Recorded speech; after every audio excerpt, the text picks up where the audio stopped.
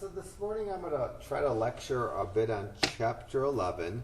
And first of all, Chapter 11, what I have printed out right now is from my website. I'm not using the text at all for Chapter 11, so there won't be any homework from the text, and I won't use it at all in this chapter. And for the entire Chapter 11, you absolutely are going to need some sort of calculator that does money operations. And I have up here the TI-83 and the TI-84 calculators. Either of these will be fine. If you don't have a TI-83 or TI-84 calculator, should probably get one for this chapter.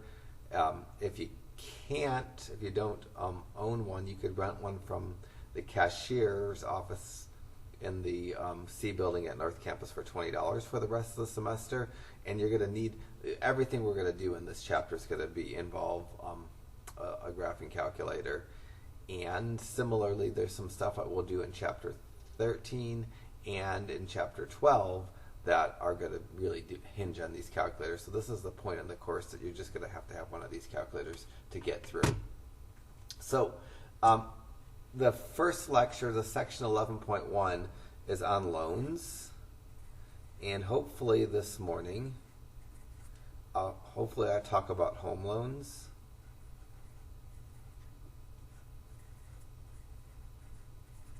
And car loans would be my hope.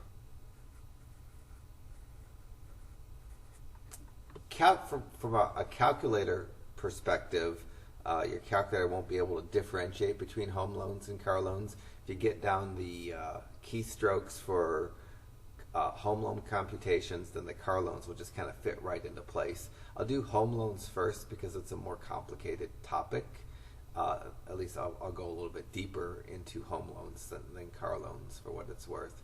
And then on this sheet, the first page of my handout, both the topics they're huge, enormous topics. Home loans, I could probably spend 4 or 5 lectures talking about home loans and still not talk about everything that there is to know about home loans. But nevertheless, I'm going to focus on a really narrow band of topics that relate to home loans, but it'll really get you at least started going in the right direction. But there's a list of topics here that I'm not covering, like when you go to take a loan for a home, you pay lots of fees to get that loan, and I'm not going to talk about those fees. And your credit score definitely impacts what your interest rate is on a home loan, which will impact what your monthly payment is.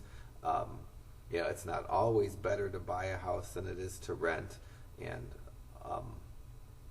all those topics I'm just not going to get into. Similarly, the tax deduction for mortgage insurance I'm not getting into.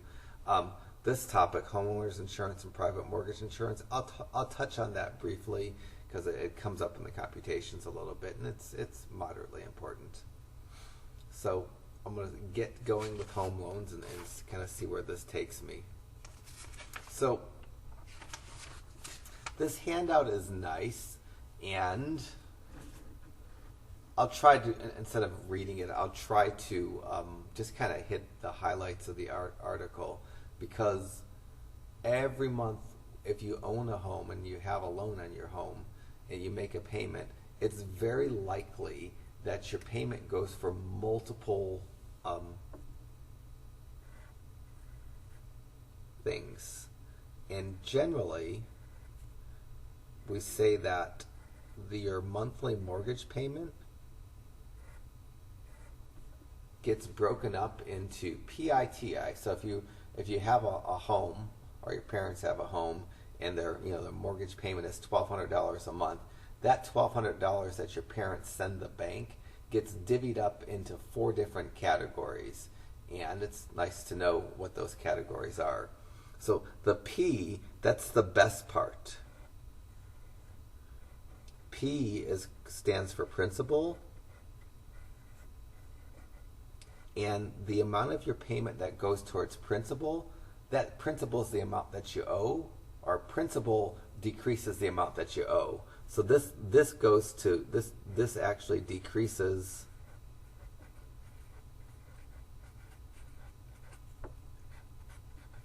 the loan balance.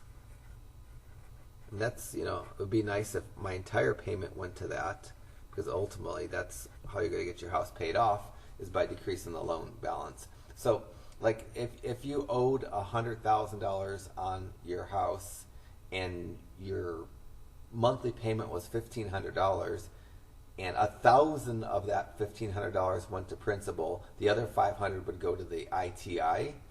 That $1,000 of the $1,500 would take the $100,000 loan amount, decrease it to $99,000. So the P is paying your loan off. It decreases the loan balance. That's the best thing of these four. The first I is for interest, and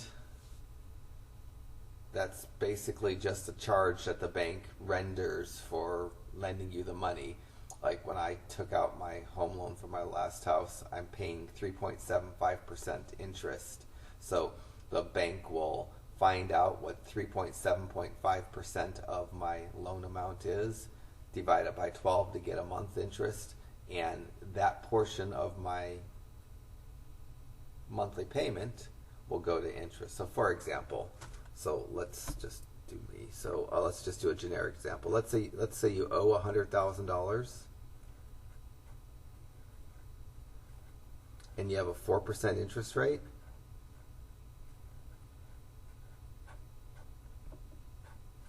If I take the $100,000 that I owe, multiply it by 4%, that would give me a year's worth of interest, which is $4,000. If I take that $4,000 and divide it by 12, that would give me a month's worth of interest. So in this case, like $333.33. So if in this particular instance, if my monthly payment was $1,500 and $1,000 went to principal, $333 would just disappear. It would go to the bank as the gift I give to the bank for lending me their money. So the interest that you pay each month doesn't go. It's just for the profits for the bank. It doesn't pay off the loan. You'd rather interest be zero if you could, because that's just money you're giving, and it's to the bank that the bank is making money with.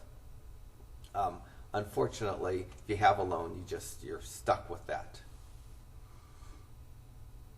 The next amount, or the next letter I see, is T, which stands for taxes.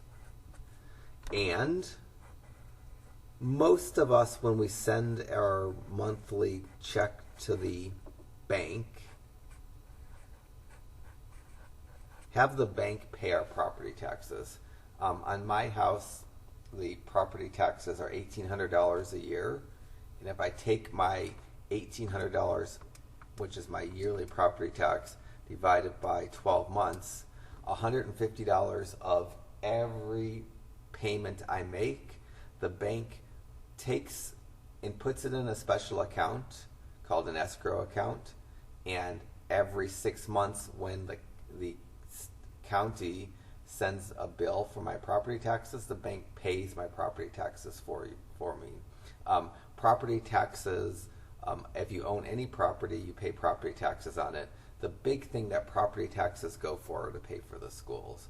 So if you have kids that are in anything between kindergarten and 12th grade, most of the teachers' salaries, all the costs for operating the school get paid out of property taxes. So, I mean, it sucks that I pay $150 a month, but at least it's going towards something good.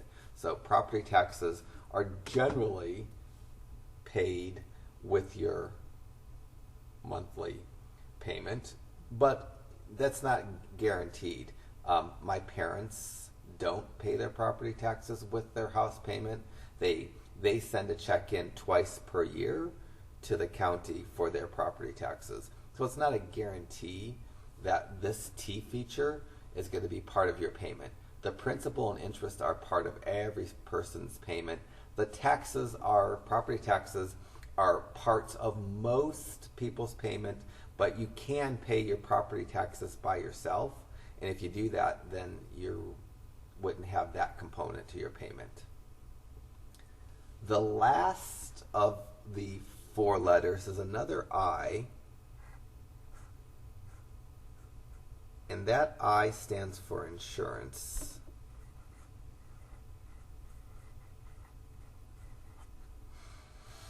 There's two types of insurance. I should probably maybe flip to another page to talk about that, but I'll maybe try to sneak some of it in here. So the good kind of insurance is homeowners insurance.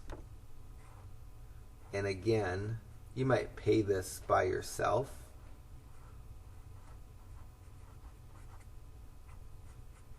But it's common to have your homeowner's insurance, you pay it to the bank, then the bank pays it for you.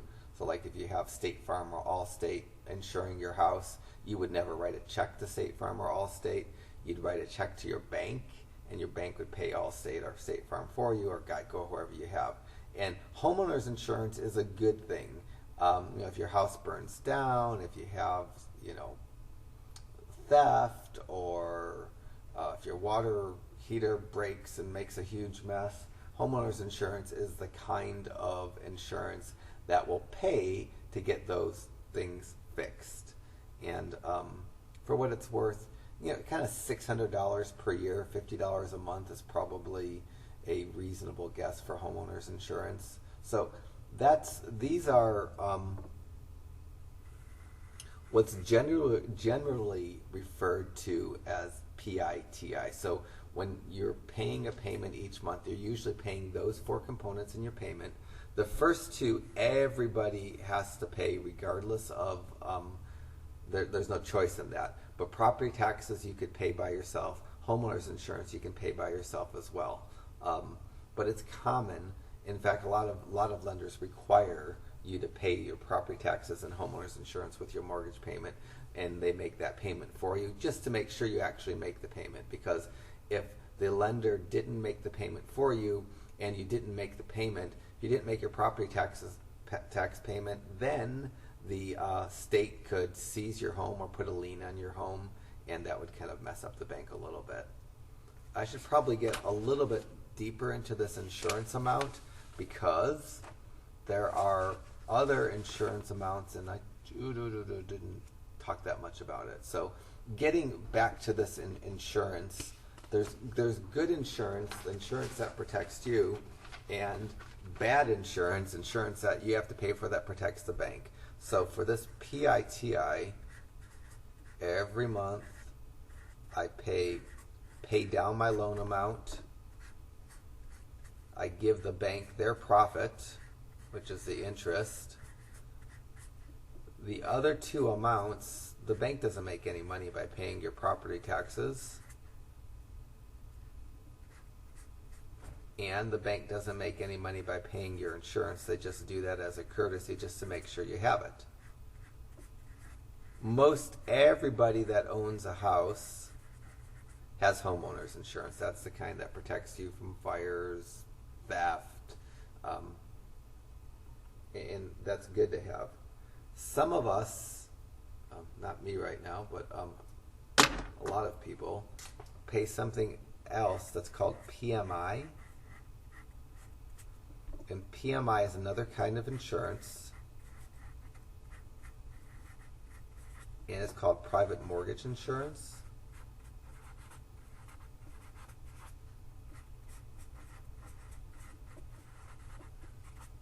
And it's kind of a $60 to $120 a month, kind of depending on how much your loan is. This is bad insurance to have to pay. You'd rather not pay this. Private mortgage insurance is something that not everybody pays. Only people that have small down payments.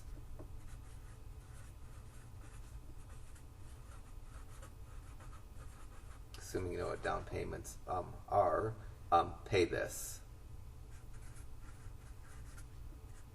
So if you buy a $100,000 house and you have 20% or $20,000 to put down on the house, so you only have to have an $80,000 loan.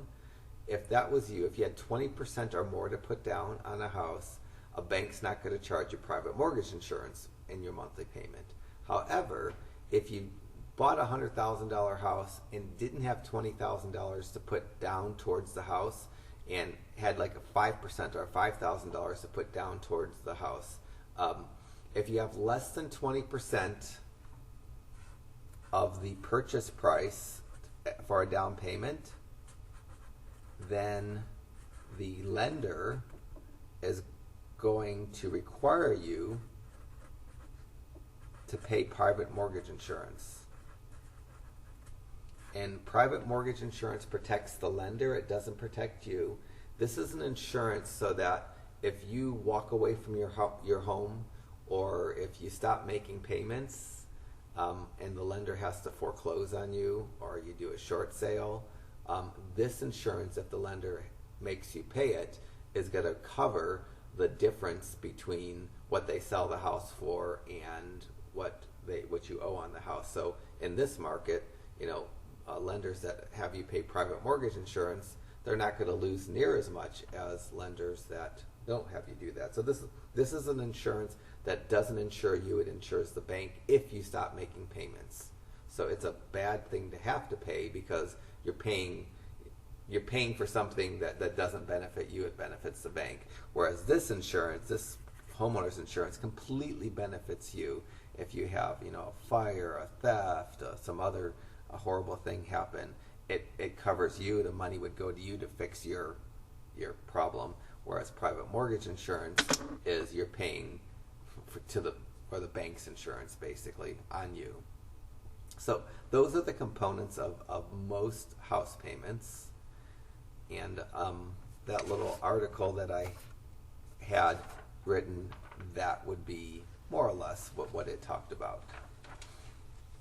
The next thing I have is semi-important, to determine how much you're going to qualify for when you want to purchase a house. So just because I like some houses up against the mountain that I could see out my window here off of Pinnacle Peak, those maybe are $600,000 houses. Just because I like those houses and I'd like to live in one of those houses, it doesn't mean I can, because the bank's not going to just let anybody buy a $600,000 house. They're going to look at your income and your debts and determine how much of a monthly payment you can qualify for, and that in hand with your income will determine whether you can get that big of a loan. So anytime you're starting to search for a house, you should know how much of a payment your lender will let you qualify for and how much of a house that payment gets you. So if your lender says you can, you can have a payment of $1,000 per month, that's good, but how much of it does that mean? I can get a $100,000 house? Does that mean I can get a $140,000 house? That's the kind of the next step. So I'm going to go through these steps here to talk about how much you can qualify for, because that's a huge deal in terms of a monthly payment. And these steps are, I don't know, almost a little bit tedious. So I'll try to improve upon these steps a little bit and see how that goes. So basically the first thing I want to look at for my homes is the monthly payment that I qualify for, or you qualify for, or whoever's getting the loan. And again, this monthly payment, that's going to be all PITI, your principal, your interest, your taxes, and your insurance. So whatever you write to the check that you write to the bank each month, this is what we're figuring out what you could qualify for. So the first thing is I need to find out my total yearly income. Really, I need my total monthly income. But for step one, I'm going to get my total yearly income. Most of us don't have our own businesses, and we work for a company, and the company gives us our checks every 2 weeks. And at the end of the year, they give us a form called a W-2.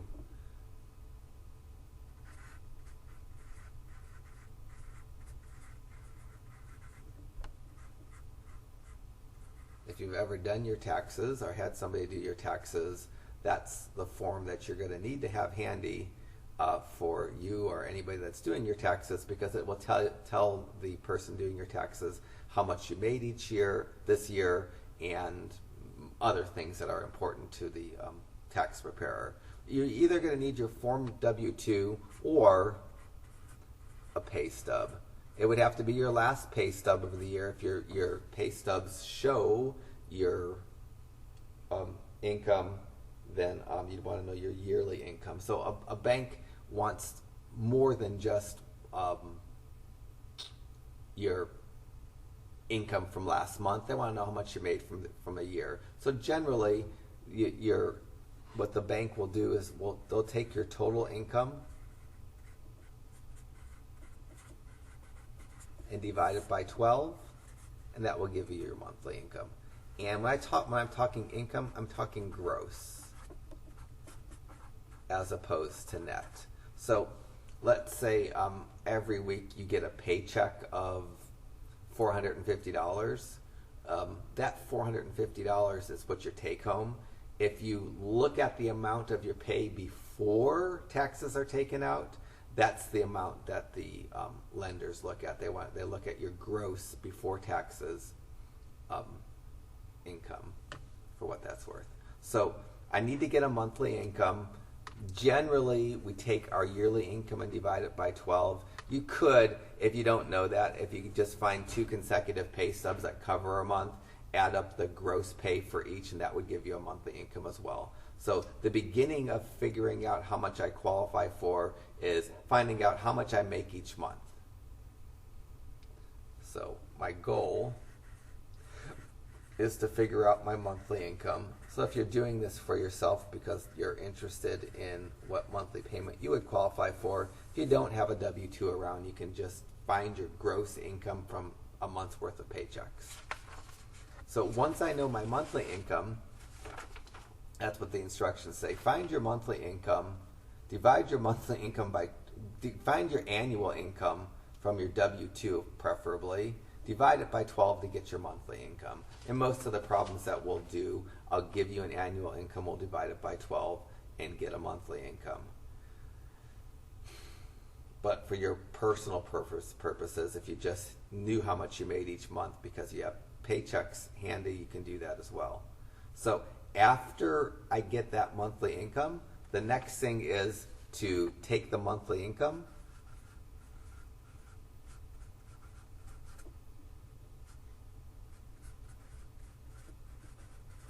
and multiply it by 28%, which is 0.28 as a decimal. And that will be the maximum amount that you can pay for PITI.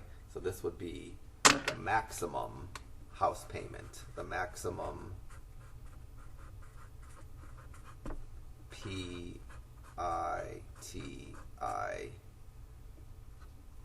monthly payment. So let me just put some numbers to this so you can understand this. Let's say that your yearly income was $40,000 per year. That's a pretty nice income. That's like making $20 an hour full time. My annual income from my W-2 is $40,000 per year. I take that $40,000 and divide it by 12, and that would give me $3,333, and I'm going to round that to 33 cents for my monthly income. That's my gross before taxes. Before taxes, I make $40,000. If each of my checks aren't going to be $3,000 a month. I'm not going to get two $1,600 checks or two $1,670 checks. My checks might be $1,200 or $1,100. Even though I'm grossing $3,300, maybe my take home is only $2,100. So this is your gross before taxes. So I'm going to take that amount, that $3,333.33, and multiply it by 0.28 and $933.33. So in this particular situation, $3,333.33 is my monthly income if I make $40,000 gross per year. If I multiply that by 28%, that says that the bank won't let me pay more than $933.33 for my house payment. This isn't the only restriction the bank puts on this, though. So this is a best case scenario. So if you make $40,000 a year, at the absolute most, a bank's going to let you pay $933.33 for your principal, interest, taxes, and insurance. That's provided you don't have a lot of debt. So if two people that make $40,000 per year walk in and apply for a loan, one of them might be allowed to pay $933.33 for their monthly payment, while the other won't be able to make, the bank might not let them make a $933.33 monthly payment. So the next thing the bank does is it looks at your other bills, and not other bills like food and rent, but other bills like car payments, student loan payments, credit card payments, child support payments. So if you have a lot of those kind of payments, then the bank might not give you the full $933. So this $933.33 that somebody that makes $40,000 a year might qualify for as a monthly payment, only can you get that if you don't have a lot of other bills. So there's another computation that the bank does that you have to do to see how your other bills impact what you can pay each month. So if I went through my instructions on this sheet to determine how much you qualify for a home loan, the first thing says find my annual income, and I just pretended it was $40,000. I can find my annual income because I just got a W-2. Divide my annual income by 12 to get a monthly income. Again, this is gross income before taxes are taken out. And then step 3, multiply this amount by 28%. And that's where we're at right now. So I pretended I made $40,000, divided it by 12, got a monthly income, multiplied that by 28%. That's my maximum PITI payment if I don't have a lot of other debt. Unfortunately, if you have other debt, you're not going to be able to make as big of a payment as someone that doesn't have a lot of debt. So the next computation is this computation 4. And what that computation says, you can do this now. Now take my monthly income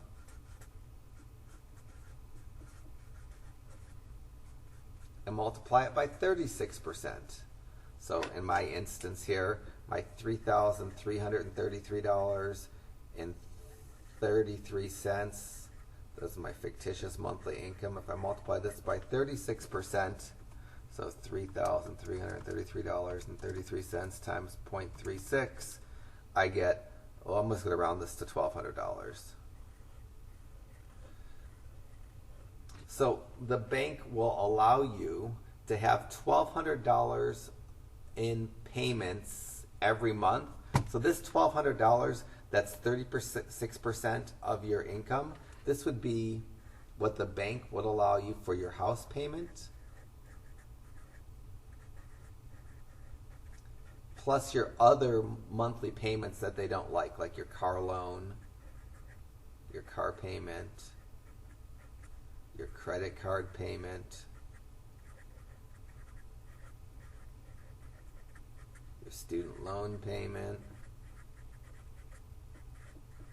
and any other child support or anything that's not like a standard, food and electricity, cable TV, cell phone. They don't count those kinds of things. But your non-standard big payment amounts, the bank will add up all those together, and the difference, you can't go over $1,200 combined.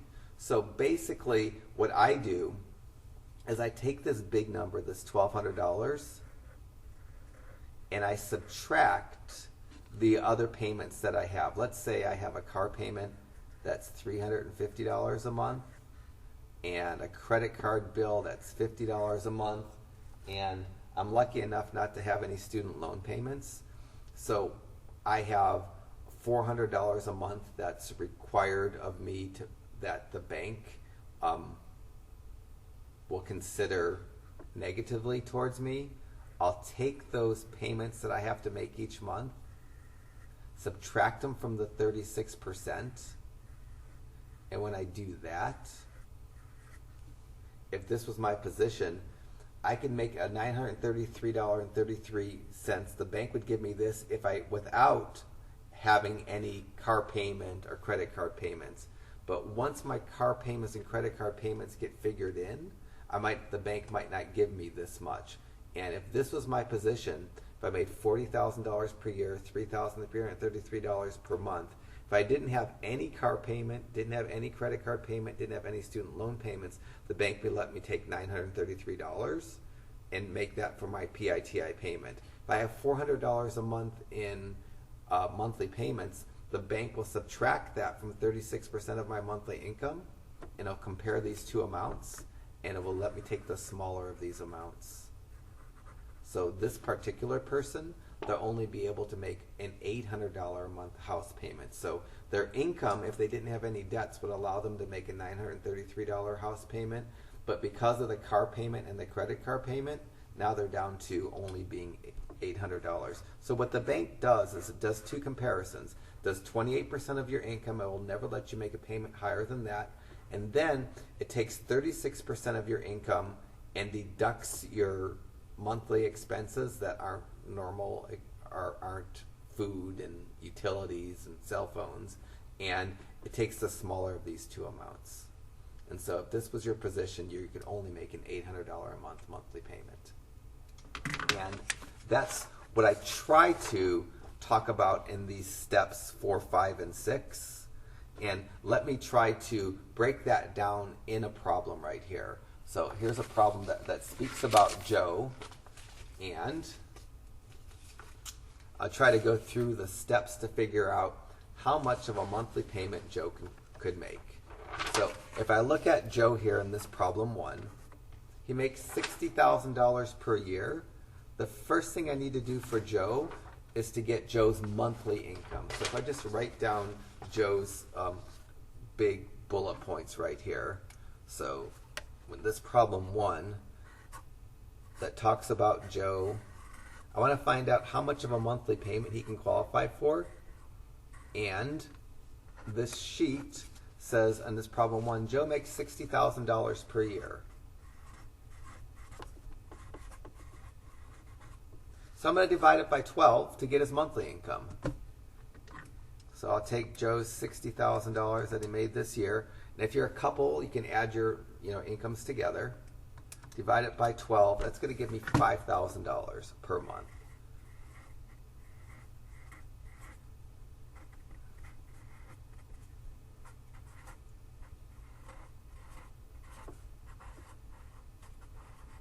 Without knowing anything about Joe's debts, if I take that $5,000 and multiply it by 28%, that's going to be the maximum PITI payment Joe can have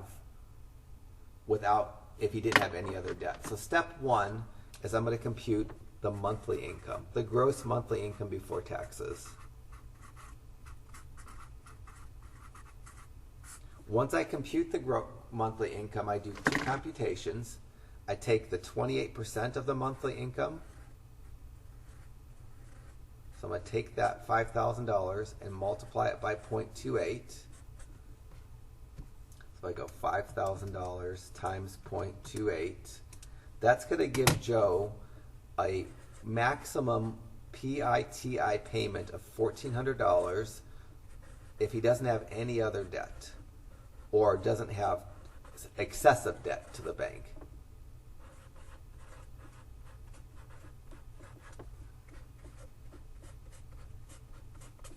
So guaranteed that the bank's not going to let Joe go over $1,400 even if he doesn't have any other debt. But Joe does have some other debt, so I need to take that other debt into consideration. So when I look at Joe's debt, Joe has a car loan of $350 per month, credit card payments of $125 a month. That's $475 of other debt. So now I'm going to take Joe's $5,000 monthly income, multiply it by 36%, and this is the amount that Joe could make for his house payment plus his other debts. So Joe's allowed to make $1,800 between his house payment and his other debts.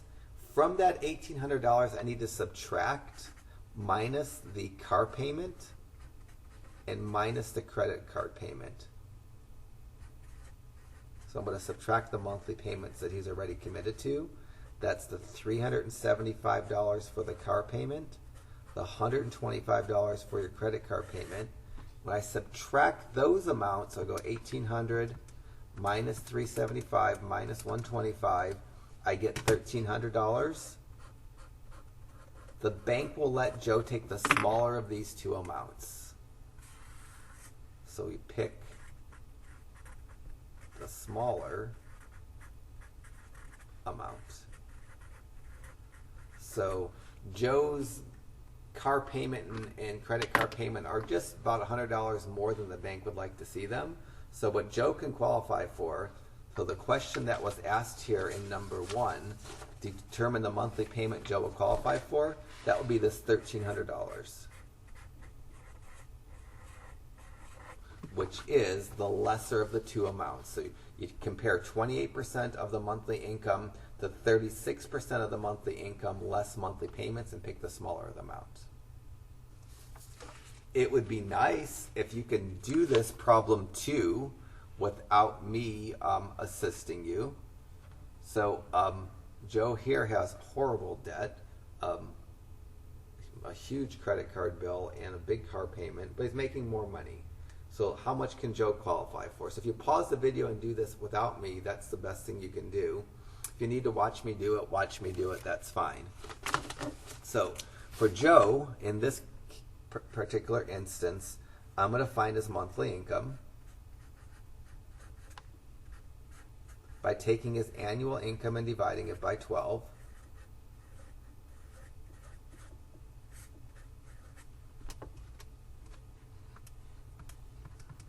Any calculator will do this. This isn't the portion of the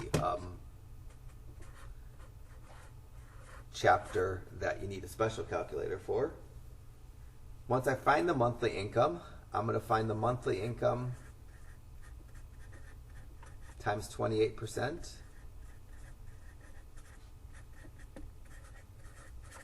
So I'll take $7,500 times 28%.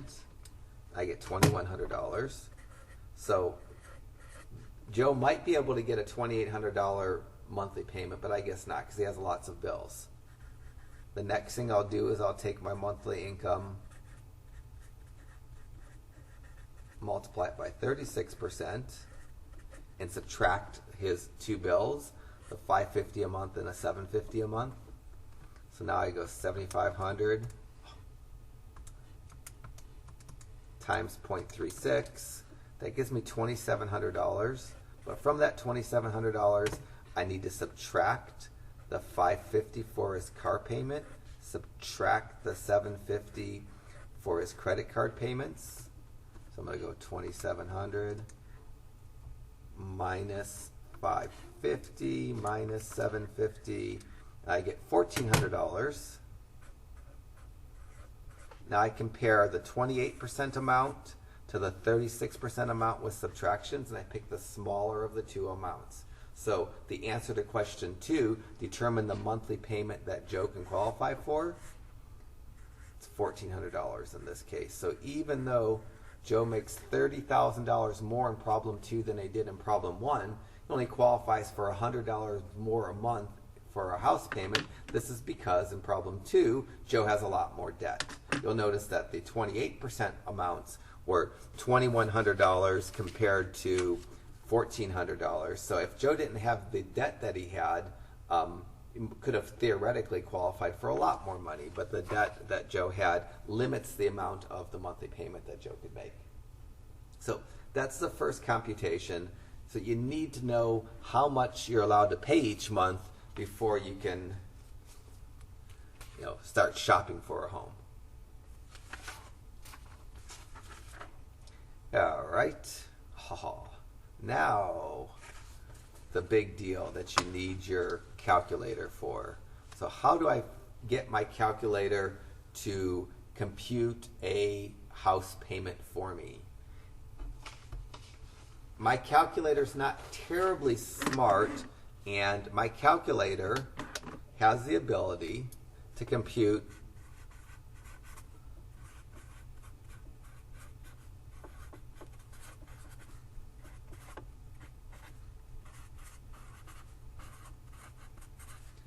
the principal and interest of the PITI. It can compute one number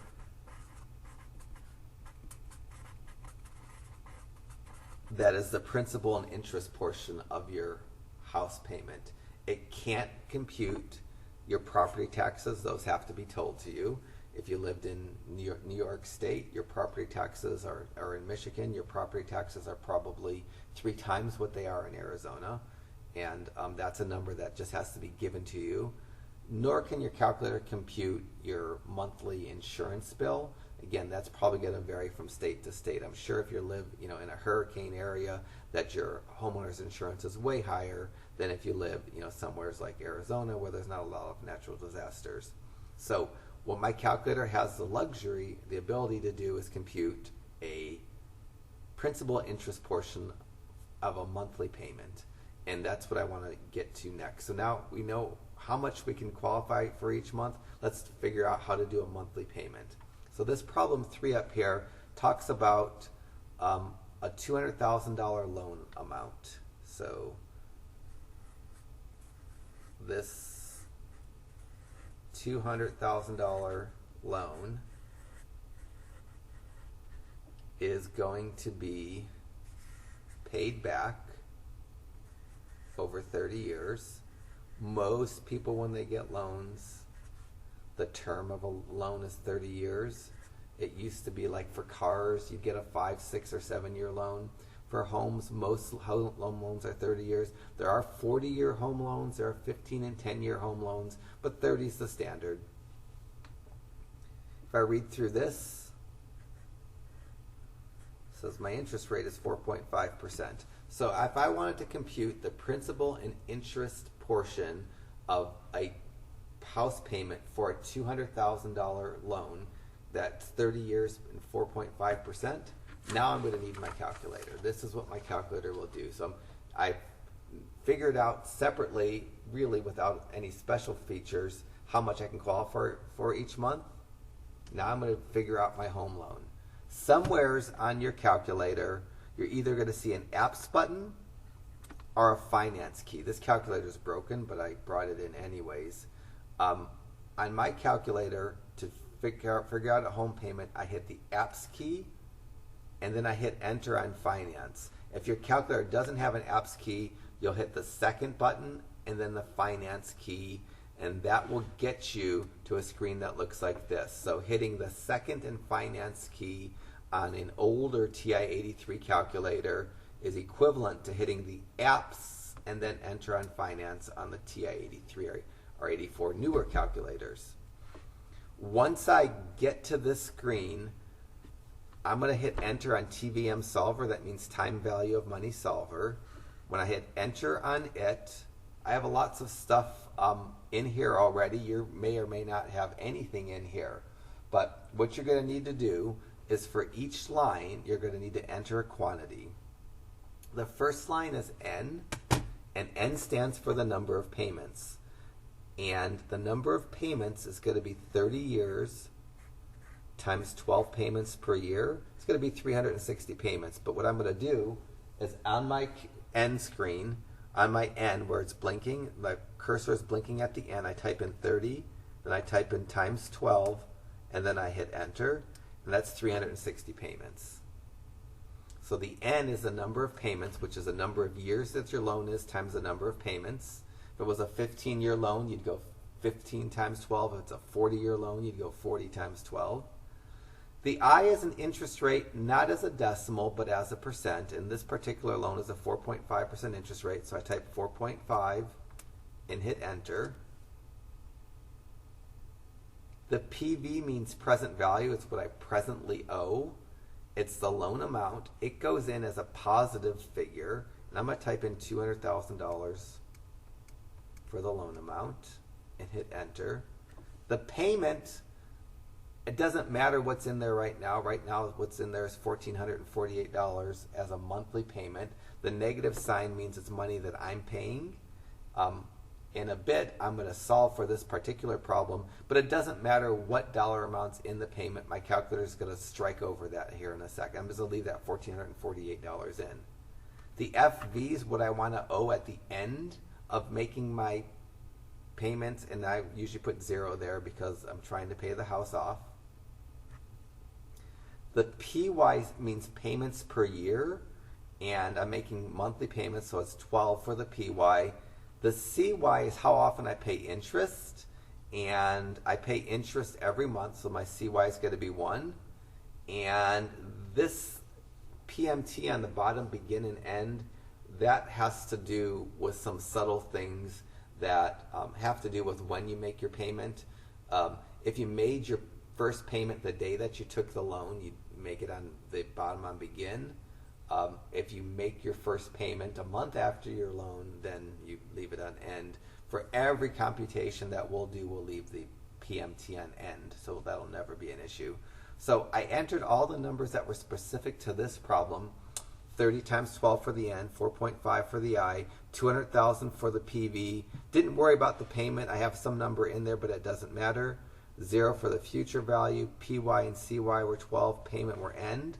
Now I'm going to get that cursor flashing on the PMT. If the cursor is not flashing on the payment, it won't compute the payment. Once I get my cursor by using the up and the down arrow to flash on the payment, I hit my green alpha button and then the enter key. So I hit alpha and then I hit enter, and my calculator will tell me that for this particular instance, the monthly payment, principal and interest portion, is $1,037.37. $1,013.37. So if you can borrow at 4.5%, $200,000 and pay it back over 30 years, your principal and interest portion of your payment is $1,013. Of course, most of us pay property taxes of kind of the, $60 to $120 a month, and another $60 a month in homeowners insurance that would be added to that, the TI part that my calculator can't do. All right. So there's another just basic problem here. Problem 4 wants me to compute just the PI portion of another payment. And in problem 4, I give a little different scenario. So I'm going to go to my calculator, and I need to enter values for N, which is the number of payments, I, which is the interest rate, PV, which is the loan amount,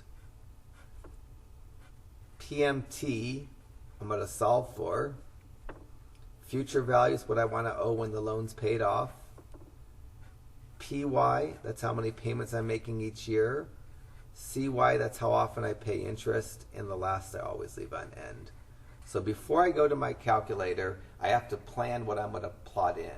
And I know to figure out the principal and interest portion of any home loan, the N is going to be the number of years times the number of payments per year. This is a 15-year home loan times 12 payments per year, because of 12 months per year. If I type in 15 times 12 for the N, it's going to tell me how many payments I make. It says the interest rate is 3.5%, so when I get to my screen, I'm going to type in 3.5 for the interest rate. It says I'm borrowing $150,000, so my PV is going to be $150,000. I'm going to alpha solve for the payment. That's going to be my answer. I'm just going to leave whatever's in there as my payment. I'm not going to type over anything. My future value, I want to owe 0 in the future. I'm making 12 payments per year, and I'm paying interest every month. So I'm going to leave those computations, those numbers in, and figure out what my payment is. So I go back to the screen that I've been working on. I type in 15 times 12 for the N and hit enter. That gives me 180 payments. I type in 3.5 for the interest rate and hit enter. I type in 150,000 for the PV, which is the loan amount, and hit enter. And the payment, I don't care. I'm going to solve for that. The future value is still 0. The PY is still 12. The CY is still 12, and the end is still appropriate. Now I'm going to arrow up to the PMT, get my cursor flashing at the PMT, hit the green alpha button, and hit enter.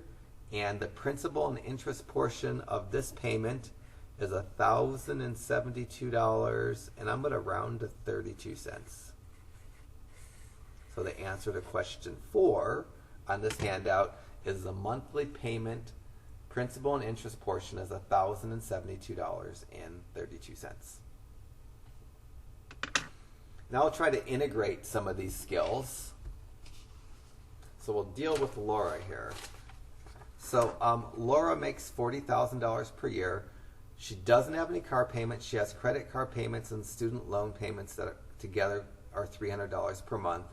She'd like to purchase a home that costs $150,000. She's going to put a down payment of $10,000. So her loan is not going to be the home price, $150,000. It's going to be $140,000, which is the price of the house less her down payment. She's doing a no-cost loan, so she doesn't have any other loan fees to pay, when those can be kind of high. And she's considering 2 different loans. She estimates her property taxes to be $1,200 per year and her insurance costs to be $480. So this is a mess. There's a bunch of information here, and we need to be able to take out the information as it's needed to answer the questions. Part A wants me to determine the monthly payment. So to do the monthly payment for this part A, the first thing I'm going to try to do is the 3 steps. I'm going to get her monthly income.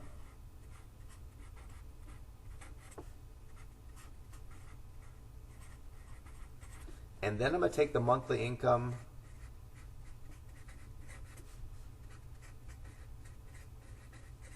and multiply it by 28%. And I'm also going to take the monthly income, that's spelled so lovely there, and multiply it by 36%.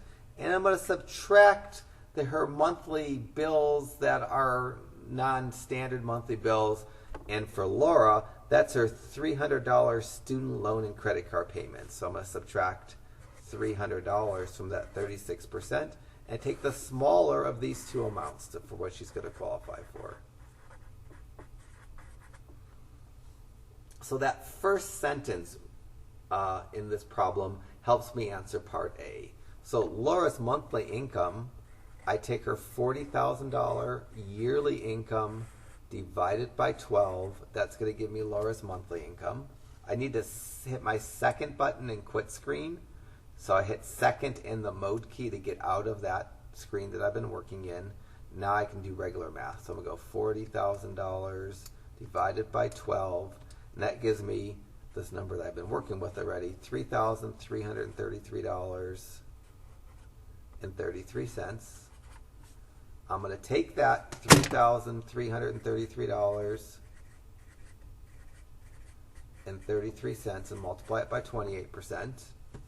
So 3,333.33 times 0.28, and I get $933.33 is the maximum she can make if she doesn't have any debt.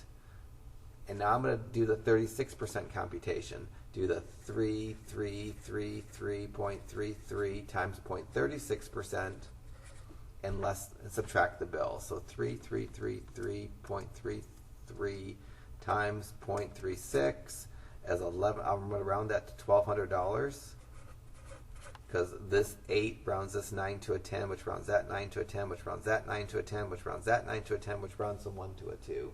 So that's $1,200 less $300 is $900.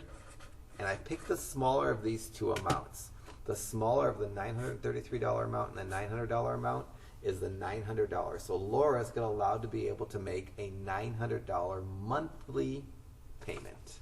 So the answer to part A, how much of a payment can Laura make each month? It's $900. That's the maximum. And that is going to include principal, interest, taxes, and insurance. Now it says compute the monthly payment, include taxes and insurance. Well, let me consider that taxes and insurance part of this. Laura's property taxes are $1,200 per year, and her insurance is $480 per year. Let me figure out how much each month it goes for taxes. I'll take the taxes, which is $1,200, and divide it by 12. I can do that in my head, but if I do $1,200 divided by 12, each month the bank's going to collect $100 for her taxes. And if I take her $480 for her homeowner's insurance and divide it by 12, I can do that in my head as well, but 480 divided by 12, that's $40. So every month, Laura's going to pay $140, $100 for taxes and $40 for insurance on top of her principal and interest payment.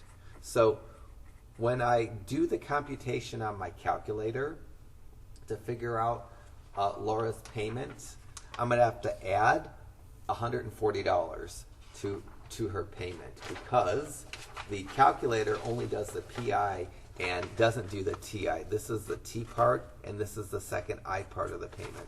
So now I'm going to compute the PI part of the payment. I'm going to get to my TVM solver.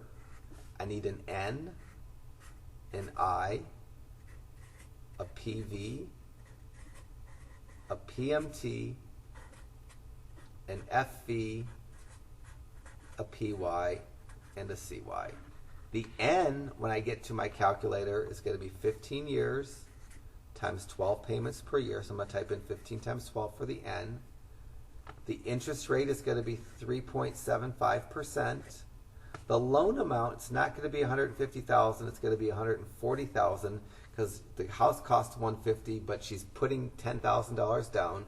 The difference between her down payment and the cost of the house is the loan amount.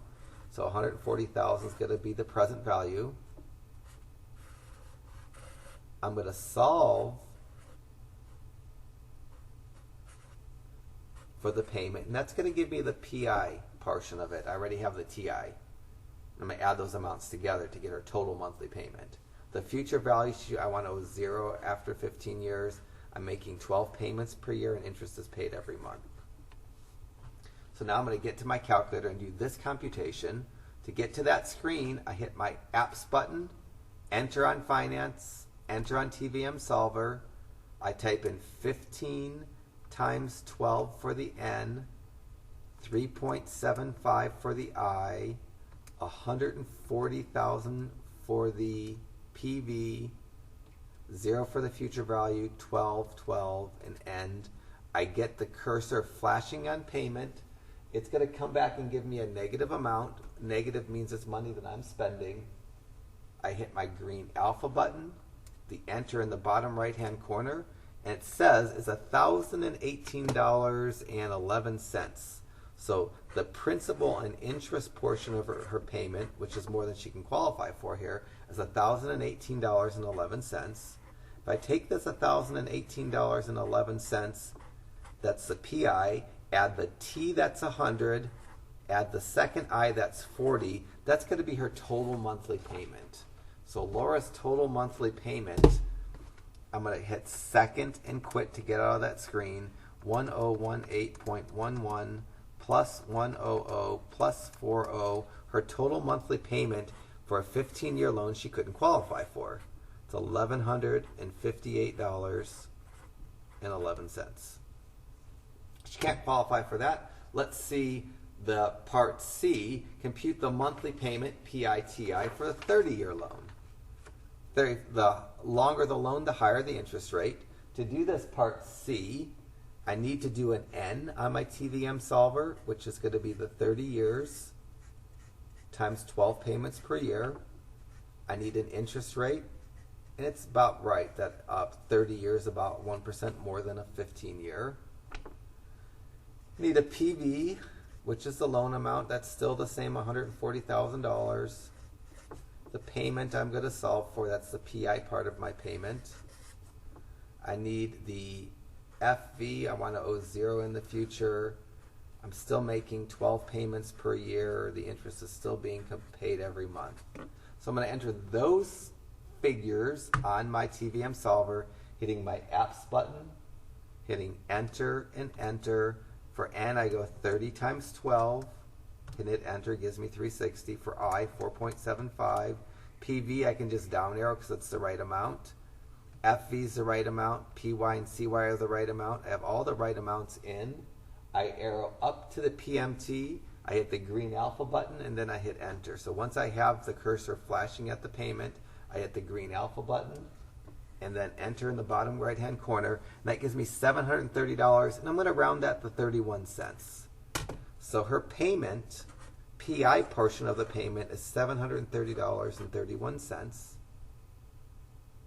So her actual monthly payment here is going to be the $730.31 plus the tax part of $100 plus the insurance part of $40. And if I add those together, I hit second and quit to get out of the screen. I do 730.31 plus 100 plus 40. I get $870.31. So for part C, I have an $870.31 monthly payment. Okay, before I do this problem 6, let me create another problem that's just like number 5 and let you do kind of one of these parts, because I don't know that 2 problems was enough. So I'm completely just making a problem up right now. Jess wants to purchase a $180,000 home.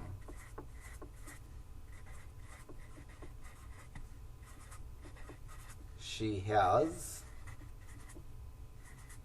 $20,000 to use as a down payment.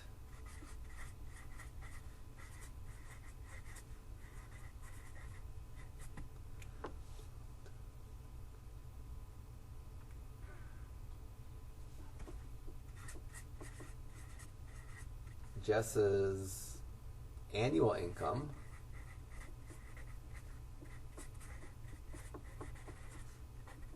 is $54,000 per year. She has an auto loan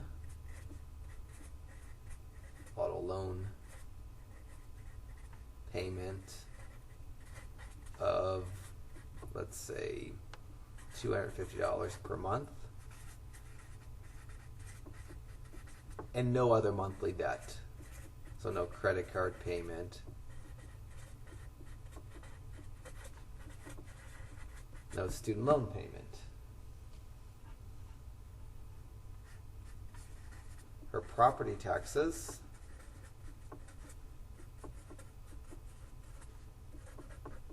will be $1,800 per year, and her insurance will cost $720 per year. So all sorts of information loaded up in here, and then I'm going to answer the same sort of questions, but maybe I'll make fewer questions. So Jess wants to basically borrow $160,000. It's a $180,000 house, but she has $20,000 to put down. She makes $54,000 per year, has just one bill other than, you know, cell phones and internet and food and utilities. Let me do these questions then. So A, what is the maximum monthly payment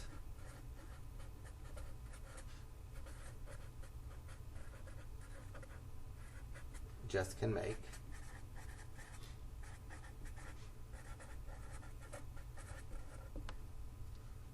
So let's do that first.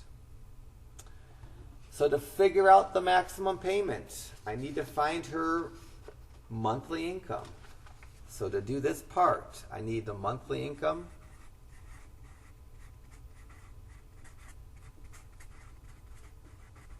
Which is her annual income divided by 12. So if I take the $54,000 that she makes each year and divide it by 12, I get $4,500 that she has for a monthly income. Now I'm going to do the monthly income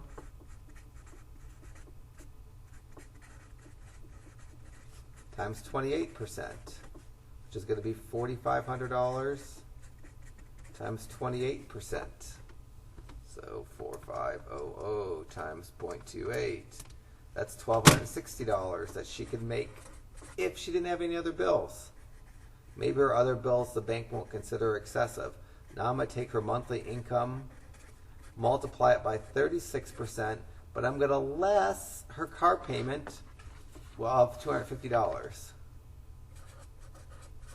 So I'll take the $4,500 that she makes each month, multiply it by 36% and get $1,620. Subtract the car payment of $250, get $1,370.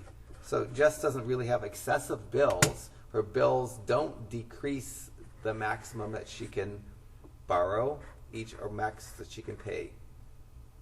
And so now I pick the lower amount. The bank will always compare these two amounts and take the smaller amount. So for Jess, she can qualify for a monthly payment of $1,260 per month. So always get a monthly income, 28% of the income, 36% of the income less fees, take the lower amount. So for Jess, what she can qualify for is a monthly payment of $1,370. Let's do this now. Let's do compute the payment, PITI, portion of the payment, if she takes a 30-year loan at, let's just do a nice 4%. So to do the PITI portion of any payment, I need to know the PI, the T, and the I. The T is going to be the property taxes each month. The second I is going to be the homeowner's insurance each month. So let me do the easy part, the TI portion of her payment. The TI portion of Jess's payment, the T portion of her payment each month is going to be $1,800 of property taxes divided by 12. So $1,800 divided by 12, I get $150 each month that goes to taxes. The second I, the insurance, which is going to be $720 divided by 12, is $60. And in addition to that, I need the PI portion of her payment.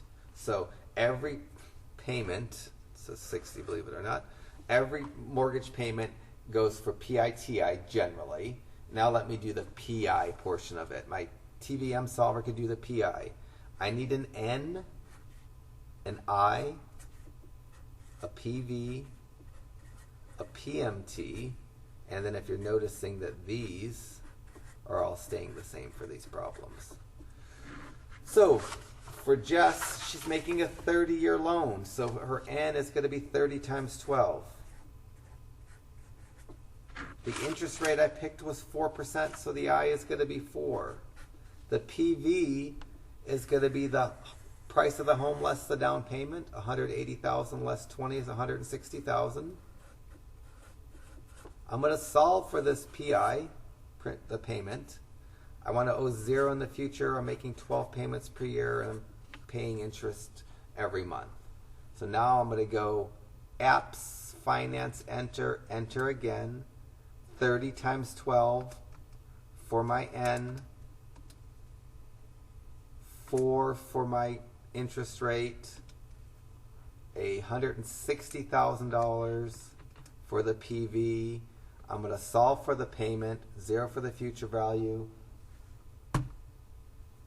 12 for the PY, 12 for the CY. Now I go up to the PMT. I hit alpha and enter, and I messed up. I'm losing a 0 here. This should be 160,000, and I wrote 16,000. More like a car payment than a house payment. And I get $763.86. So 763.86. That's the PI. So Jess's monthly payment, I'm going to add those three amounts, the taxes and the insurance, to the other amount. So I hit second and quit. Now I'm going to add 150 plus 60 plus 763.86, and I get $973.86 for Jess's monthly payment, which is good because she can qualify for $1,370, so she shouldn't be too house poor. If your monthly payment touches that number, if it gets close to your maximum monthly payment, you might find your house payment to be a bit overwhelming. The bank, kind of lets you really make as big of a payment as you really actually can. So it's nice to make your payment under this amount. Okay, so hopefully we're good with those computations. We have a few more computations to worry about, and that's getting back to this Laura problem. So I did this problem 5, but I didn't feel like it was enough. So let me just review this Laura problem quickly, just because problem 6 refers to problem 5. And problem 6 talks about Laura, and we figured out that she can make a $900 a month monthly payment, PITI. She looked at a 15-year loan.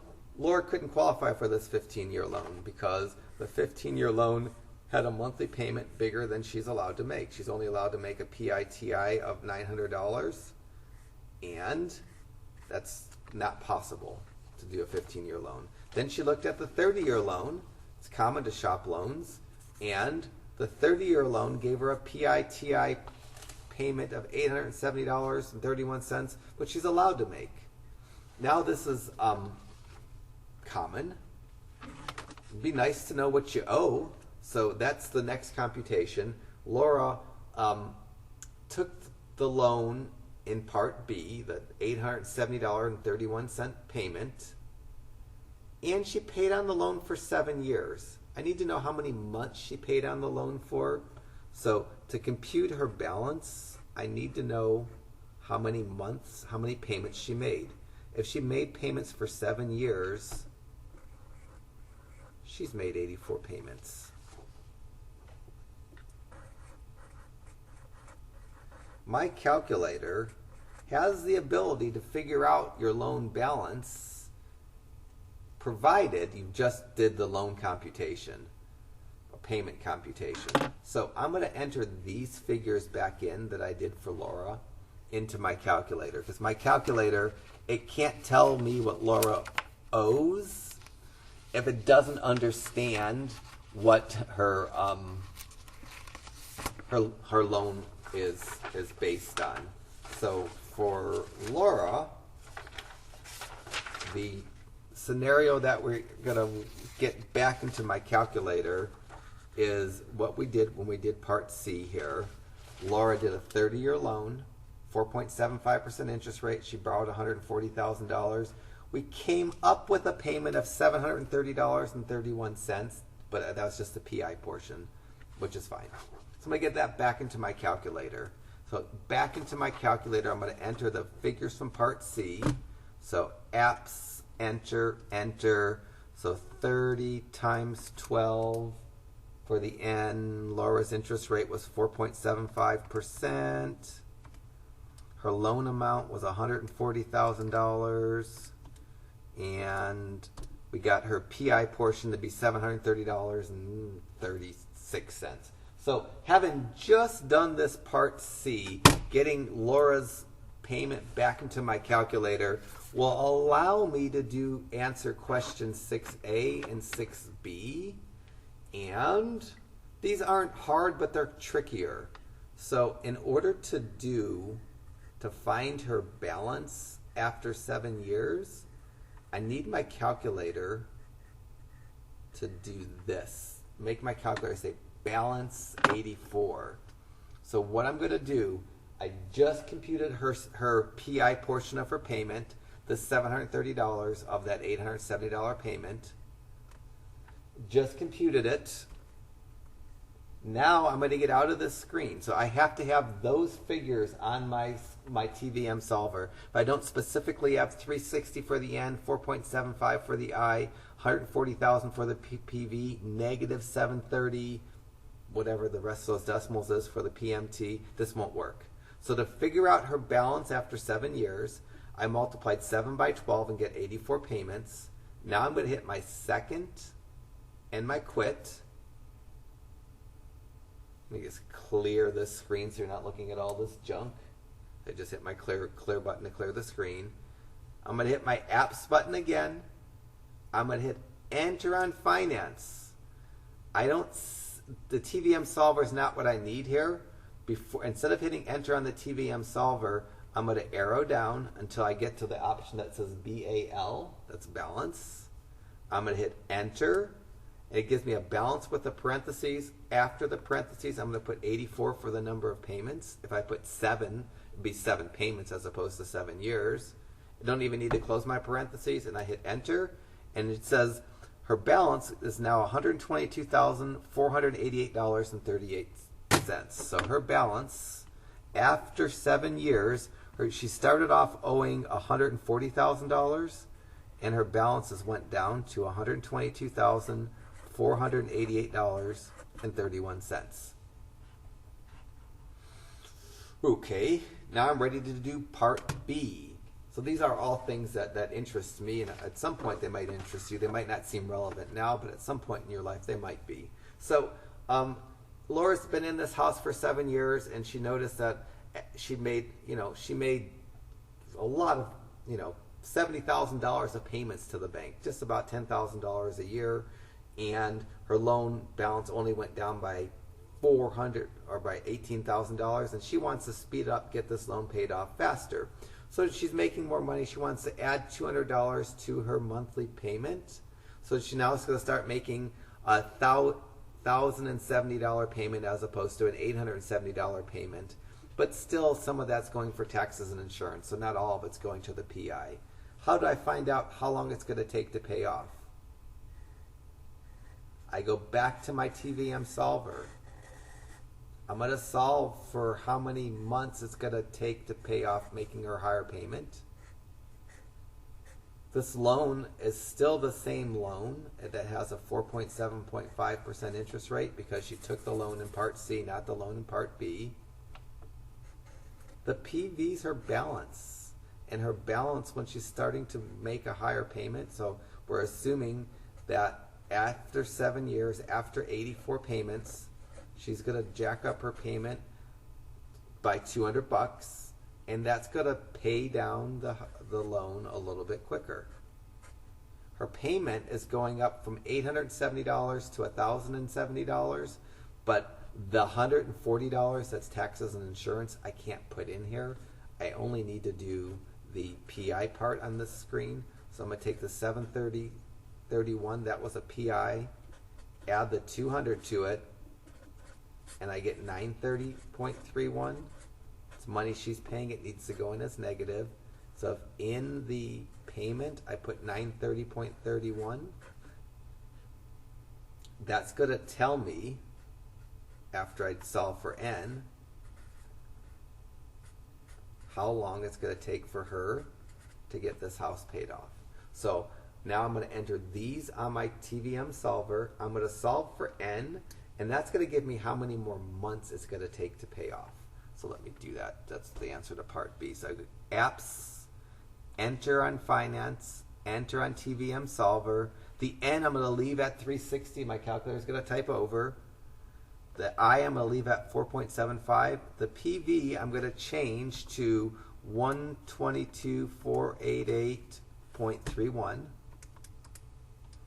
The payment I'm going to change to a negative using the negative in the bottom row of my calculator, 930.31, just the PI part. The FV 0, the PY, and the CY are 12. I'm going to arrow up to N, hit my green alpha button, and hit enter. And I get 186.4 more payments, which is nice, but I need to translate that to years. So the answer to part B is if Laura bumps up her payment, it's going to take her 186.4 more months to pay off the house. I don't understand that so well, so I'm going to divide by 12. I'm going to hit second and quit to get out of the screen. Take this 186.4 and divide it by 12. And I get 15.53 years. It's about 15 years and 6 months for what that's worth. So that's good because she made 7 years of payments on a 30-year loan. So she had 23 years left to go. And she cut that 23 years down to 15 and a half years by adding $200 a month to her payment. And that's kind of what this shows. I've got to imagine I've got more problems like these because this might not be enough just to do this. So let me keep going with my handout. So hopefully this is just, at least not terrible and it feels, like it's relevant in some sense. So 2 more problems. So now I'm going to work with Bill.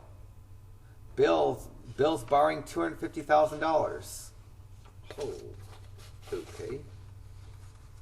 He's taking a 30-year loan at an interest rate of 5%. Compute his monthly payment. So it doesn't talk about his income at all. It just wants me to do a monthly payment. So Bill's monthly payment, I'm going to go to the TVM solver. I'm only doing the PI portion. I'm not even doing the TI. For the N, I'm going to go 30 years times 12. For the I, I'm going to put the interest rate. That's not a good interest rate in today's terms, but it was good a few years ago. The PV is going to be the loan amount. The payment's what I'm solving for. It's going to be a negative amount. It's going to give me the PI that I want.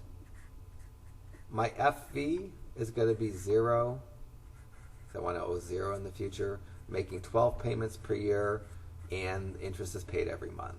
If I go to my TVM finance screen and do those, it'll give me his monthly payment. So apps, finance, enter, 30 times 12 for my N, 5 for my I, 250,000 for the payment, for the PV.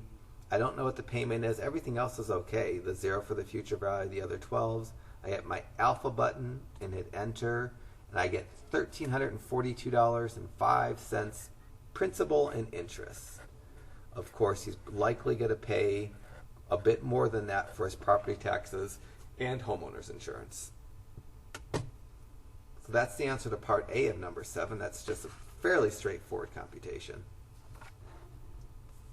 Part B is tricky, and part C isn't. So let me get part C first.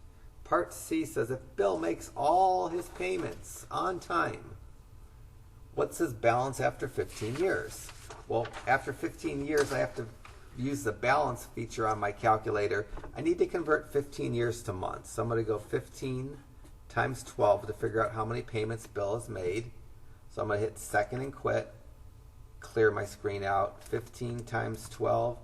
Bill has made 180 payments. If I just do on my calculator BAL 180, that's going to find Bill's balance after 15 years. I just computed the payment. I have the payment loaded up in my TVM solver. Now I'm going to do balance 180. I go apps, finance. Don't hit enter on TVM solver. Work your way down till you find BAL. After you find the BAL, hit enter on it, type the number 180 for the number of payments Bill has made, and then I hit enter again. And it says after 15 years of a $250,000 loan, he still owes $169,000. $169,709.77. Parts A and C of this, I needed the TVM solver features. Part B, I don't need the TVM solver features. For Part B, how much interest will Bill have paid? The amount of interest Bill's paid is the total payments that he makes, PI less the loan amount. So for Part B, the total interest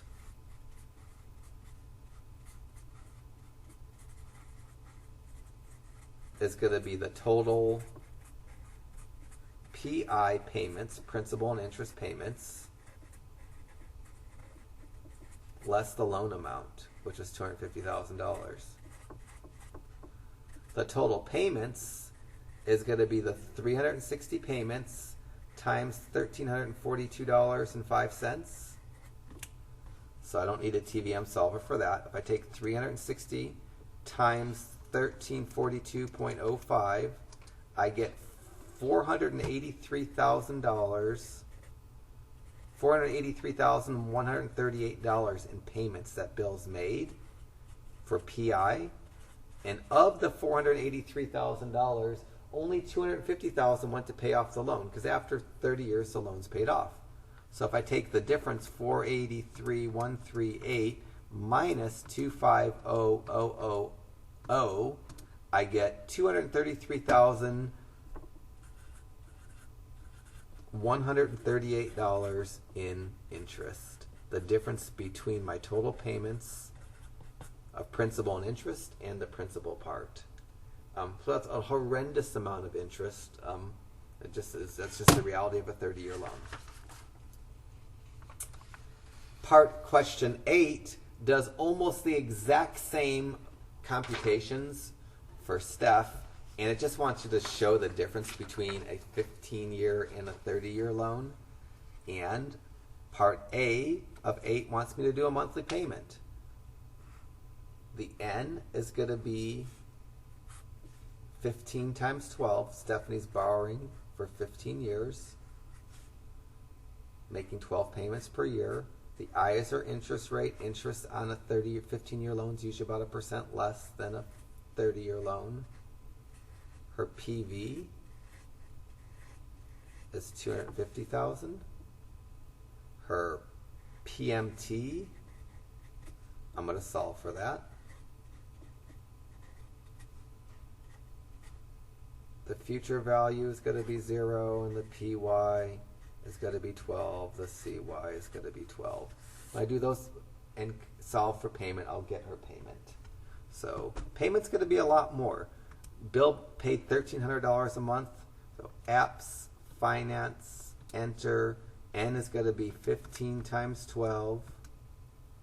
I is going to be 4. PV's 250,000. Have all the bottom parts right.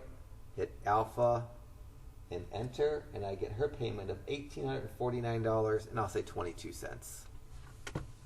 So $1,849.22. That's $500 a month more to pay a house off in 15 years as opposed to 30 years. Let me do the balance part. So I need balance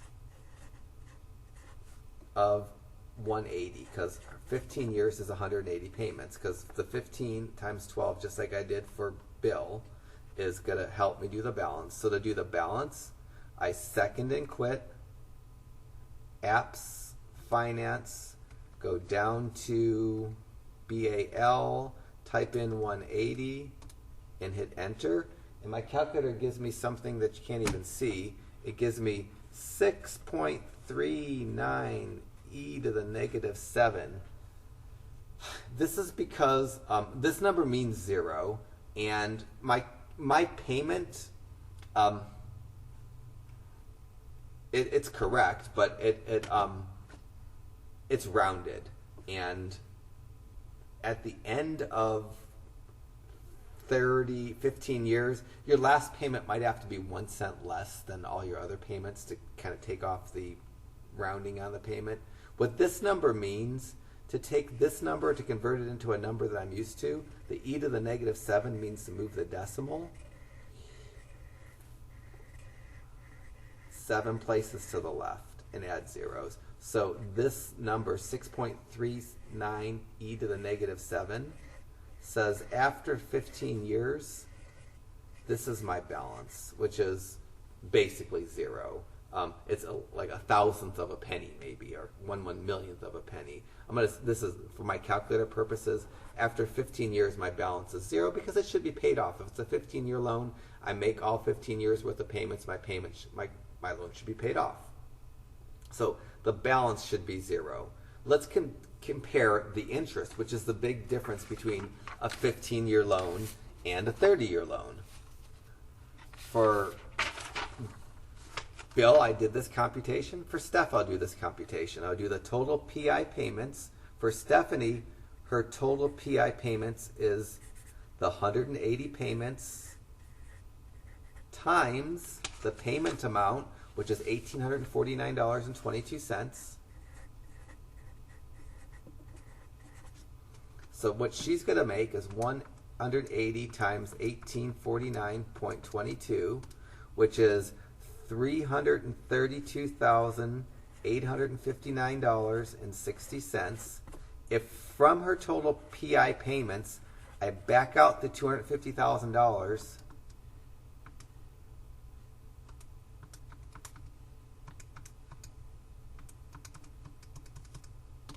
I get $83,859.60 in interest. So the difference between our total PI payments and the loan amount is interest.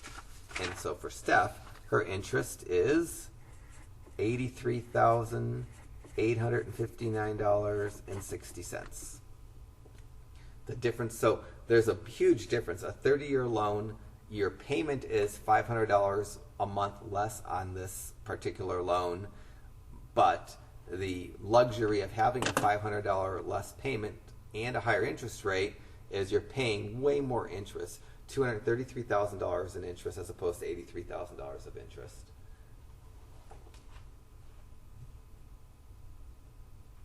So that's the house portion of the lecture. I think I'm going to shut the video off and do the auto portion on another video so that you can have time to take a break.